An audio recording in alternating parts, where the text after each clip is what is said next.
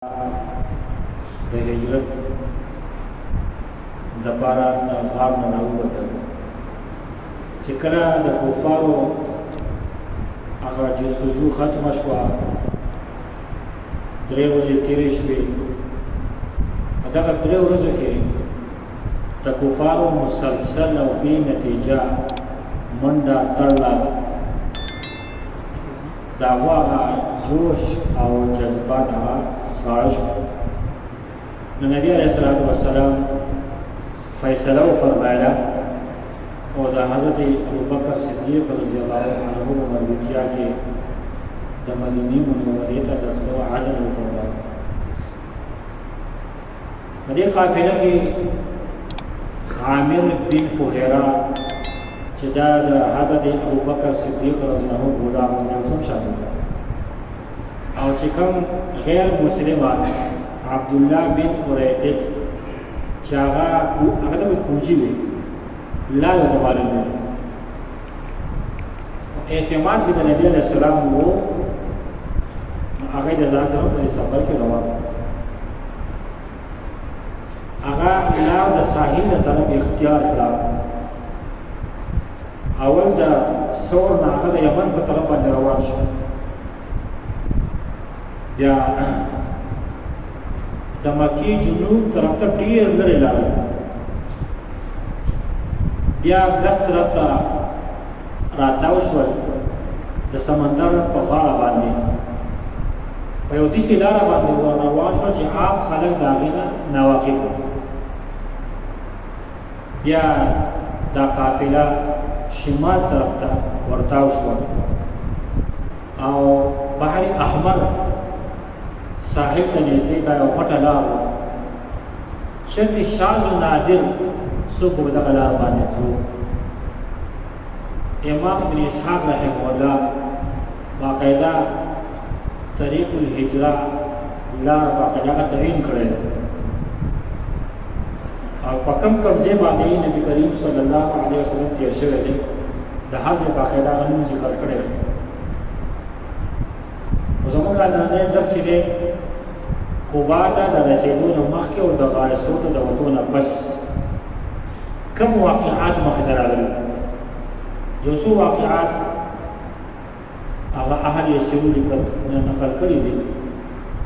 لکه امام بخاري رحمه الله په بخاري شریف کې د حضرت ابوبکر صدیق رضی الله عنه نه په خپله باندې دا روایت نقل کړی دی. حضرت ابوبکر صدیق رضی الله تعالی عنه فرمایي چې کله موږ د غار نه راووتو، یوه شپه مسلسل او سبا د ماسپښینه پورې دا سفر موږ کو روان وو. نو په عربو کې عام دستور به د خشکو ریګستانونو کې طریقه دا چې څه غرمه شي نو خلک ځان سوی ته ورسوي، چې کله دا انور له پورې نرم شي او ګرموالی کم شي نو بیا سفر شروع کړي. نو غرمه تېزېدو بلکل لاره خالي شوه چې د سر څوکدوم نو په دغه طرف باندې نو مونږ ته اوږد غونډه کې غر ډېرکۍ مونږ ته په نظر راغله چې د هغې سوری موجود و، نور په هغې باندې د پاس نه راوښته. مونږ هلته ورسېدو. حضرت ابوبکر صدیق رضی الله عنه فرمایي چې ما په خپله په لاس باندې ځمکه د نبي علیه السلام د ناستې لپاره لکه مونږ چې ځای سبا کوو دا ګټې وټې او غني دا مې ته لرې کړي او یو څادر مې نبي علیه السلام ته د توشکي په شکل باندې خور کړو او ما چې رسول الله تعالی آرامه کوي، زه به ستاسو ګیر چاپېره زه به مونږ ته پیره وایو، زه به اندازه لګوم. حضور اکرم صلی الله علیه وسلم مسلسل سفر، ظاهره خبره د نبي علیه السلام مسئله شو، نبي علیه السلام سترګې ورغلې. حضرت ابوبکر صدیق رضی الله عنه فرمایي چې لږ ټیم پس ما وکتل، یو شپنکی را روان و، وړوکی هلک بیزې ورسره وې، د هغه هم داسې اندازه لګېده چې دا غرمه تېز شوي نو دی هم د سوی طرف ته را روان و. زمونږ خواله چې راورسېد ما دې تپوس وکړو ته څوک یې او څه کې دلته د چا غلام یې؟ د مکې د یو کس نوم مې واخیست، د غلام د بیجې د هغه دی او زه د آرام لپاره دې راځم. حضرت ابوبکر صدیق رضی الله عنه فرمایي چې ما تاسو کو چې استا په دې بيزو کې موږ ته په ملاو شي نو هغه دا خو چې پرځي بيزي په دې کې پېښ کړو خو ته به وګورئ چې په دې یو بيزي مې ولنه چې ما ته اندازه لګیدا بس هغه په دې کې شاید تاسو په ملاو شي هغه شپه کې لګیا شو تاسو ځان په لوشم ایمان نه صبر وکړه اول دې بيزي نه ته پاکه بیا خپل لاس پاکه لاس وینځه هغه بيزي هغه ته وینځه بیا چې کوم لوخي کې دا په اجازه غوینځه دې نه پس هغه موږ له په ولوشل ما سره لوخه په مې راوغستل او د حضور اکبر صلی الله علیه وسلم خواته راغلم نو مې غوښتل چې نبی علیه السلام د خوب راپاس ولې ادب ته ګوري او خدمت ته ګوري. حضرت ابوبکر صدیق رضی الله عنه څومره خدمت کړی فرمایي چې دغه پس نبی علیه السلام سترګې مبارکې کولاو شوې بس یې ما ته مشکله کې وګوري یې خوای د باندې هغه په دعا چولې امین وګورل د نبی اسلام ته اجازه راوستل حضور اکبر صلی الله علیه وسلم هغه په وسکل دعا فرمایله بیا باندې چې ابوبکر ته ټیکې ورشه یې ما چې ته وګورئ چې فارمله کې کمزوري شوی موږ بیا ور روان شو. په دې سفر کې د حضرت ابوبکر صدیق رضی الله عنه طریقه دا و د باندې نبی اسلام ردیف معنا دی لکه باندې موټرسایکل باندې فوکس اړي کنه یوه چره کو شاته لاسي د شاته کې ته په عربی کې ردیف ویل کېږي. نو حضرت ابوبکر صدیق رضی الله عنه د نبی اسلام ردیف وو د نبی اسلام چې په کوم خو باندې د هغه شاته وسبا حضرت ابوبکر هم ناس څنګه حضرت ابوبکر صدیق رضی الله عنه ګیرو مبارک راځي دغه راغلی نبی صلی الله علیه وسلم ګیرو مبارک اتکا تور او ځوان ښکارېدو او حسن د پیغمبر اسلام هم شاکار نو خلکو په زمانه د پیدا شو او د حضرت ابوبکر سفر بس جت بچا به د دوم کله چې د پایځ راځي خو دا مخې یې زوګ ناس نو هغه د فرمان هو رجل يهديني دا یو د په لاخه دا هغه خیال نه دی لکه دا د لاګ نه معلومه دا کوم سره مخې ته راځي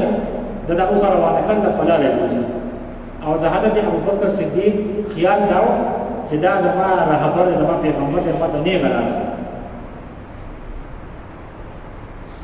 دا قافله روانه په دې لار باندې یو خیمه براته د ام معبد رضی الله تعالی عنها دا د خزاعی قبیله و دا ډیره ملمدوسه زنانه و بدا په دې خیمه کې خاوند وسره بچ کم مسافر باندې دا ټیم مناسب وبو او په یو مطلب چې مې دا به کوو په دې څو لکو حضرت ابوبکر صدیق رضی الله عنه فرمایي چې موږ دا خیمه ته ورسېدو ام بابا چې دا بوډۍ زنانه سلام کلام نه پس حضرت ابوبکر صدیق رضی الله عنه تاسو کوي وایي خوراک څه نشته هغه ته څنګه نو ما وساته وینا نه بغیر د ورکو سشته نه بيجي شش می بيجي په خوان باته بولي یو بيزولا او حضور اکبر صلی الله علیه وسلم دا بيزولا ولاړ هغه دا خو سره دا جوړه دا کمزوري شوی دا د لوګي د وجه نه نو دا نشي کېدا په سره دا څنګه پاتې کړي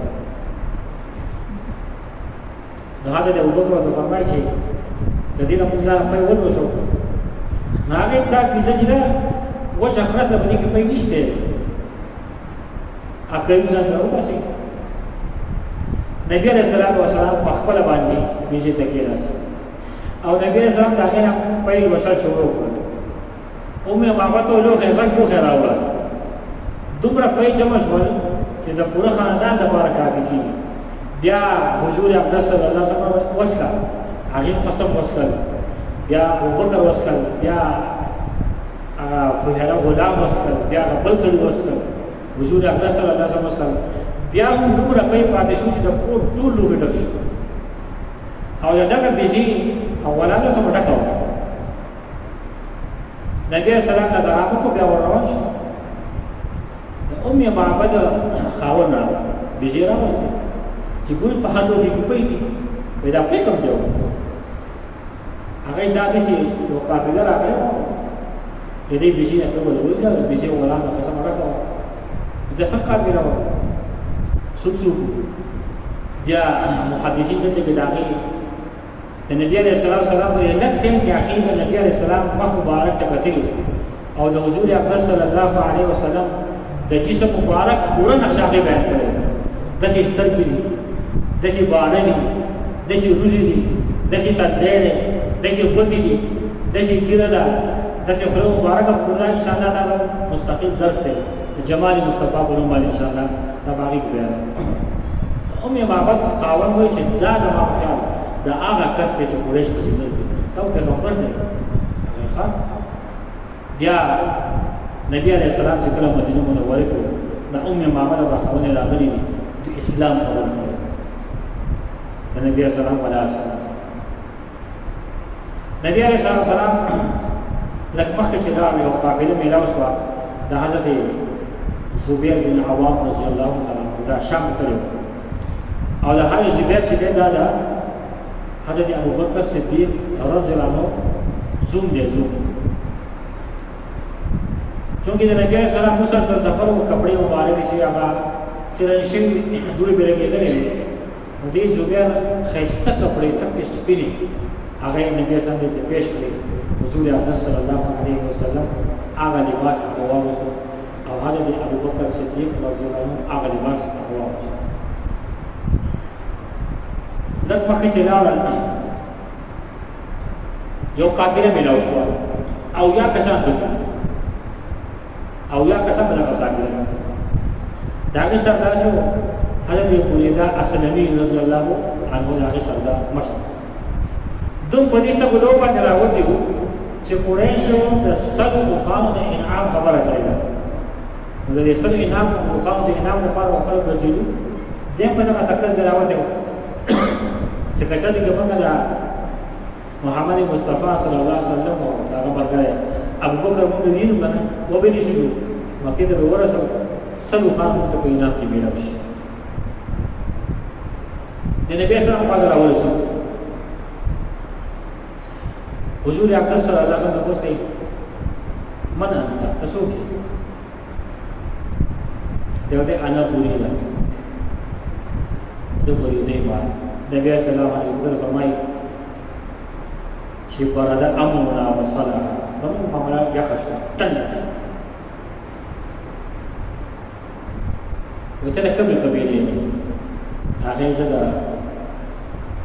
من اسلم دا قبیله اسلم نه حضور اکرم صلی الله علیه وسلم ابوبکر ته فرمایي سلمنا موږ محفوظ شو بیا حضور اکرم صلی الله علیه وسلم تاسو کوي و استاد قبیله چې دا د کوم غړي قبیله نه ده هغه بنو سهم دا غړي قبیله بیا دا بنی اسلم دا یو خاندان حضور اکرم صلی الله علیه وسلم خرج سهمك استان مثلا وتا هغه شي څنګه راوته استای صدارا وتا چې مسلمانۍ کې اسلام کې ځای سره وتا هغه تاسو کې محمد رسول الله دې ته دعوت ورکړي حضور اکرم صلی الله علیه وسلم دعوت ورکړي بریده اسلمي رضی الله عنه چې راوته په کوم نیتو د زړه دنیا الله پاک بدل به اسلامي قبول او دا اویا کسان چې وسره هغه اسلام قبول مسلمانان بیا بریده اسلمي رضی الله عنه فرمایي رسول الله تاسو چې ور روان یې تاسو جنډه پکاره نو خپل عمامه او پټکې لري او داخله جنډه جوړه او نيزه کې هغه جنډه ودر ولا आवाज وایو د امن بادشاہ او د صلح حامی دنیا د عدالت او انصاف د ټکور کې هستی هغه تشریف راوړي دا وزن بلول بیا د ماستن د مانځه پورې نبی اسلام سره د ماستن منځو بیا دوه واپس شو نبی رسول الله چې کله مدینه ته ورسېد دا بریده اسلامي خپل قبیله سره راغی په دې ټیم ته دعوت ورکړو یا رسول الله زما سره لاړ شي نو حضور اکرم صلی الله علیه وسلم زما او خجل دا معمول دی د الله په حکم شوی دی بچي په کوم ځای کې دعوت ورته کوي پړاو بیا په دې سفر کې بل واقع دا راغلی و حضرت ابوبکر صدیق رضی الله عنه فرمایي غلام راغی نبی صلی الله علیه وسلم پیدا سره شته هغه ما سره پیدا نشته چې په دې ویزو کې په پیسې کې نه یې پیدا خو نشته نو موږ ځان ورسو نبی اسلام یو وجه به وکړه بس دا غینه پیدا و سلام غلام مسکو غلام حیران چې تاسو کې دا خدای دې وکړ دا اوس سره جادو دې پیدا معجزه ده چې پیغمبر یې اوس یې باندې کلمه وایي او غلام مسلمان شي دوه روان دي په دې سفر کې غږ واقع شوه د سراقه بن مالک رضی الله تعالی او سراقه بن مالک چې په خپل دا واقع وایي د بل ځای په خبره ده دې فرمایي بنو مدلج له قبيله ده بمونی شوځي کې نه تاسو په لګو باندې یو مشره ما ته وایي چې ساحل په غاړه یو قافله د رسول کسان د دلیل زما شک ده چې هغه محمد صلی الله علیه وسلم په ما ته چې مړه دا پلان کې د خدا کې مطلب کې دا چې دې خبره نور څه وانه وري سلو خان نه انعام دی هغه د باندې ما ته ونه دا نه دي دا پلان کې ور روان دا کې دي شي خو دا سلو خو انعام دا خبره یې په دې کې او تر وخته وی غلم درا پاسه په کور کې خپل وینځه ته وی زما اسې دې پلان کې دې راکې ته ورسره هغه چې بس غلې روانه او څه حال نه خپل هغه غشه دې دې نه څه کړو بیا غسله او چې خلک خلک نه باید ښکار وي واو ته ملاره خپل استوغه هذا ما خو سم اسو مثلا جاس بشانو تیز روانه خطي ودلال باندې ما پالو وځو مو ته خسنه په یو وشي لیکل چې دا کار دې ټیک نه دی په بل لیکل چې دا ستاره کار وشي د دې چې ما چې عاشراشه چې ما دا انعام ملاوي کنه ملاوي ټول ځین انعام ته ګرځي وی غشه چې ملاوي وسته چې ستاره کار ټیک نه دی وی زما ته چې غشه راوړل زما نه خوښوله مطلب دا چې ما څو ما دا پات ما بل نه کی هغه شی بیا کې خو بیا ورته یو ځای نو ورته ما قافله په نظر باندې راغله نبی عليه الصلاه والسلام روان دي او دغه ما شاته ګوري ما چې دغه په نظر راغله خپل انعام می کار په نظر ولې انعام د بلاوی خپل اسم خطي دومره ورته دي شو چې د نبی عليه الصلاه والسلام د قران کریم تلاوت आवाज ما اوریدو حضرت ابوبکر فرمایي چې ما حضور اقدس صلی الله علیه وسلم فرمایي او چې رسول الله دا کس کوم روان دی د څه خالي کې لکه چې موږ سره روان دی نبی کریم صلی الله علیه وسلم فرمایي لا تحزن ان الله معنا نه یې څه دي په دا ټیم ما ډېر خښنه وکړه چې دا کښه وله ما چې دا قافله ما ته ودرېږي څنګه وایي چې غشه دا خښنه مې راوېستو هغه کې دا راوخته چې نشي کولای خو بیا یې هغه انعام په ځای کې وځو هغه شي کې خو روان شو چې نږدې شو دومره نږدې شو چې زما لکه د غشي په ځد کې دورا پرې شو دا قافله ما ودرولې شو او د نبی عليه السلام د تلاوت आवाज ما اوریدو ناسا زما اصله دا د خپل دي زموناله پورې دا په دې ځمکه کې ونه لګول او بعض روایتونو کې راغلي حضور اقدس صلی الله علیه وسلم فرمایي اللهم اسرعه یا الله راوي پرځي زما اس کو دې تیز نو دا خپل نه راوځي دا تاسو یا اس کو سو چې په باندې و پامه شي راوځي بیا وته ایو روایت ده اللهم اغفر ما شئت یا الله موږ حفاظت وکړي څنګه دا وایي سورہ بن مالک فرمایي چې بیا انعام بجان کړو ولکه نو خاص کې تردد راغی چې پدې کې ما څنګه نه نوځي نه خټش کې نه چې کندلا روغ اسبګه یو خاص کې به جنت تردد راغی ته ورته خدای باندې بیا هغه انعام مخې ته سل وخالو بیا اس ته وخت بیا مې اس ور تیز کړ وې دې به زما اصل بالکل د خپل ټول نه وتی با په زما سره بدل شو چې دا واقعي دا الله پاک حق دی خبر دی په ما आवाज وکړي ما ته ودرېږي حضور اکرم صلی الله علیه وسلم ودرېږي ما چې دعا وکړه چې الله پاک دې ما آزاد کړي او زبر تاسو سره نه به سره دعا وکړه ما آزاد شو لاړم کېنه سم مخامخ ظاهره خبره چې نبی علیه السلام زما دا تک مقصد معلوم و چې به کوم مقصد راوتی دی زما ذهن ته دا خبره راغله چې دا چې کومه هستي ده دا چې عام انسان نه دی دله به الله پاک عروج ورکوي خورانه چانس دی بیا ما وایي چې ما له مغره کوي ما یو پیغام د امن راغی نبی اسلام عامر بن فهره ته وایي چې شعر والا ورته ولیکه چې سراقه ته به امن نبی اسلام خپل محاوره یا دسخط او هغه شی نه کېښودو نو ما سره د خوراک سامان یې ما هغه پېښ کړو حضور اکرم صلی الله علیه وسلم هغه وانهغوست هغه وانهغوست خو ما ته یې وویل چې ما ورته واقعه بیان کړه چې مخکې خلک به ستاسو په سر باندې انعام ښودل شوی دی او خلک به چې ډېر راوتلی دي نو حضور اکرم صلی الله علیه وسلم وویل چې ته واپس لاړ شه او زموږ نه خلک منع کوه بس طریقه باندې بس یې ټیک ده زه روان شوم چې څوک راغلو ما به چې څه کوئ وایي چې هغه قافله ګورو وایي ما دا طرف ما کتلې نشته کسان مې واپس کول وایي زه چې واپس کېدم ما د پیغمبر علیه السلام خبره وکړه یا سراقه کیف بک اذا لبست سواد کسرا سراقه ستا به څه حال چې د کسرا د لاس بنګړي به ستا په لاس هغه کې بادشاهانو بنګړي راته ورزول نسرو نو ما سوچ کو چې دی ورسې خلکو راویستی دی د خپل کلي نه یو پردي کلي ته روان دی او کسرا دا د هغه زمانې سوپر پاور غټ طاقت دی او دی ما ته وایي چې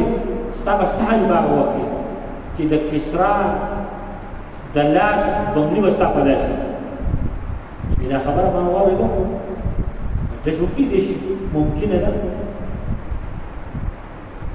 زه واپس راغلم او دا شی وه د دې خبرې نه 15 کاله پس دی مو مدینه یې ورسېد 15 کاله پس چې دی همدغه واقع شوې وه چې کسرا بادشاهان ختم شو د حضرت عمر فاروق په زمانه کې رضی الله عنه هغه واقعه مخکې ما بیان کړې وه چې کله کسرا بادشاه ایران مسلمانانو فتح کړ مسجد نبوي ته مال غنیمت راغی حضرت عمر د مال غنیمت څه شی راغی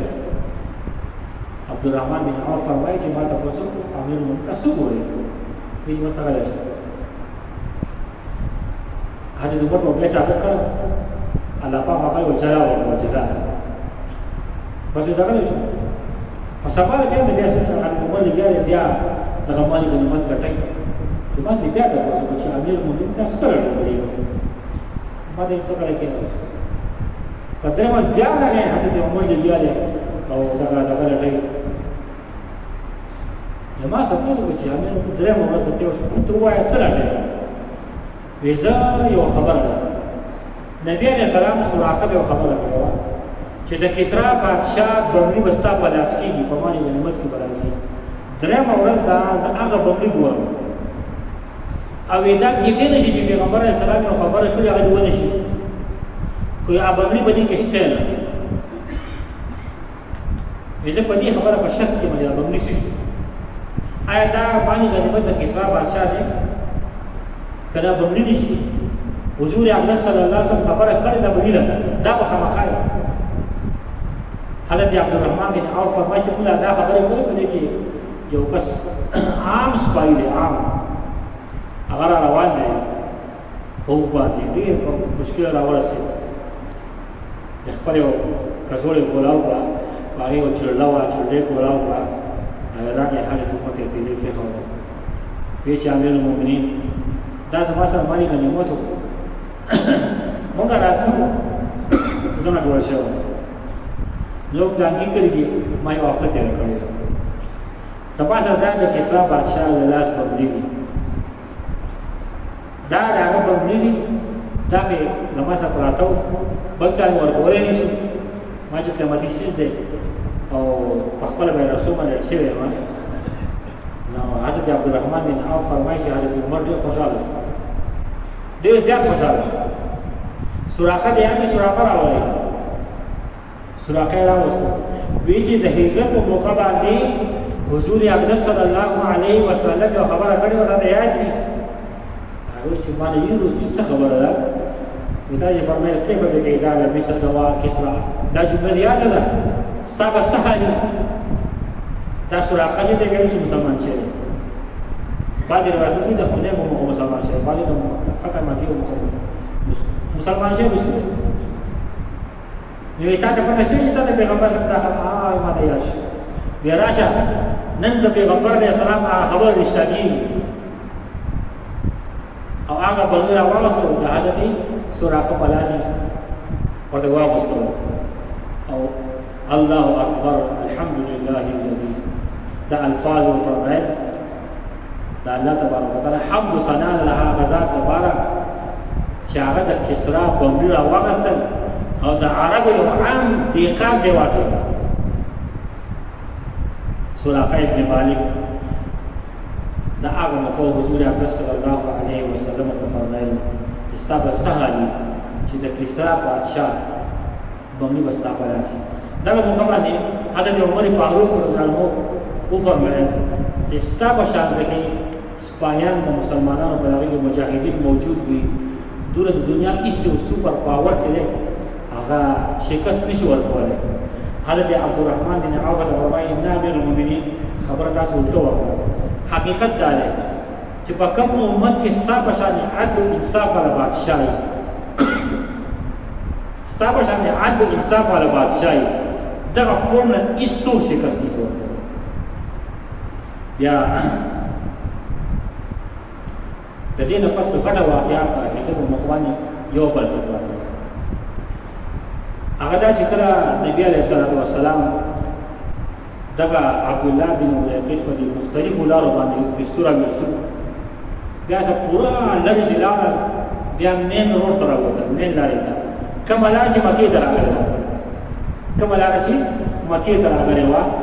حضرت ابوبکر صدیق رضی الله عنه فرمایي چې د مکې چې کومه لار راغله وا چې هغه ته ورسېدو حضور اقدس صلی الله علیه وسلم ورشي نبی علیہ السلام وجړل یې ذات وجړل یما چې رسول الله تاسو وجړل حضور اقدس صلی الله علیه وسلم فرمایل دا زماله مکې لار د دې باندې مکې د خلک راځي ما د خپل مکې راځي ما د خپل مکې راځي حضرت ابوبکر صدیق رضی الله عنه فرمایي چې نبی علیہ السلام په دې مقابله دا خبره نه به سره باندې ولګي په دې موقع باندې الله پاک یو آیت مبارکه نازل کړ ان الذي فرض عليك القرآن لرادك الى معاد هغه ذات چې په باندې قرآن کریم نازل کړی دی تا خپل ځای واپس راوړ پیغمبر علیه السلام الله تبارک وتعالى سبي ورکړه چې ډیر زبر هغه د فتح کې په دې باندې حضور اقدس صلی الله علیه وسلم خوشاله شو دغه مدینه کې خلک ته روزانه راوتل استقبال لپاره خو ما خام شو برانه خو خلک واپس لاړ هغه ورځ راغله قباء مقام ته دا د مدینه منورې او 3 کیلومتره بهر اوس د قباء غټ جمعه جوړ شوی دی دغه ځای خلک راوته خلک واپس کېدو په دې کې یو کس اواز وکړ يهودي اواز وکړ ودرېږئ تاسو د چا په انتظار هغه را روان بس خلکو خوشحالیان شروع کړي ان شاء الله العزیز را روان دس کې بعد قباء ته د رسېدو ښکلې واقعات ان شاء الله را روان دس راغلی سبحانك اللهم وبحمدك نشهد ان لا اله الا انت نستغفرك ونتوب اليك اللهم صل على سيدنا محمد وعلى ال سيدنا محمد وصل على والمسلمين والمسلمات اللهم ربنا اتنا في الدنيا حسنه وفي الاخره حسنه ربنا تقبل منا انك انت السميع العليم وتب علينا انك انت التواب الرحيم صلى الله تعالى على خير خلقه محمد وعلى اله وصحبه